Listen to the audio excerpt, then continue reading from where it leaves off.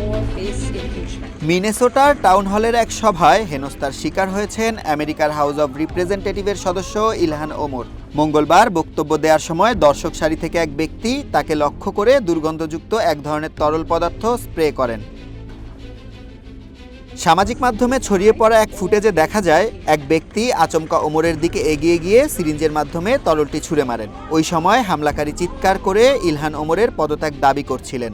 সঙ্গে সঙ্গে নিরাপত্তা কর্মীরা তাকে মাটিতে ফেলে দেন। ঘটনার ঠিক আগ মুহূর্তে ইমিগ্রেশন এজেন্সি আইস এবং হোমল্যান্ড সিকিউরিটি সেক্রেটারি ক্রিস্টি নোমের কঠোর সমালোচনা করছিলেন এই কংগ্রেস সদস্য।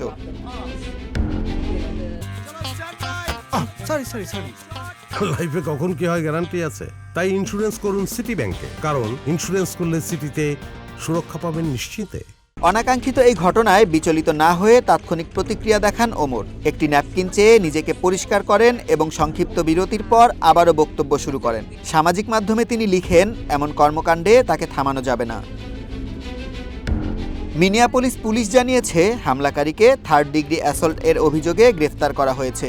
ওই তরলটি কোনো বিষাক্ত রাসায়নিক কিনা তা পরীক্ষা করে দেখছেন বিশেষজ্ঞরা। তবে ওমর শারীরিকভাবে সুস্থ আছেন বলে নিশ্চিত করেছে তার দপ্তর।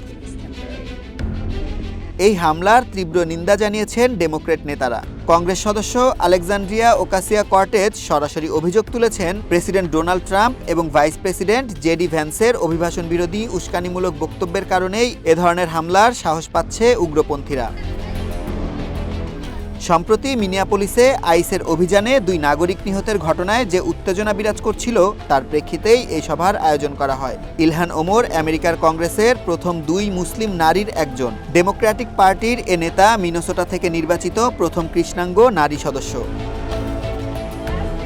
সুলাইমান সবুজ, ওয়ান ইন্টারন্যাশনাল ডেস্ক।